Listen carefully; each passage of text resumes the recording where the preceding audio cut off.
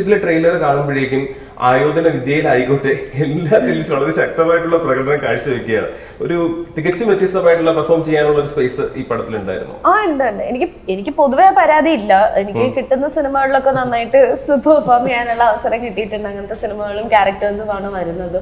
അപ്പോൾ ഇതിലെന്ന് പറഞ്ഞു കഴിഞ്ഞാൽ ഉറപ്പായിട്ടും ഇതിൽ ക്യാരക്ടേഴ്സേ പൊതുവെ ഭയങ്കര കുറവാണ്.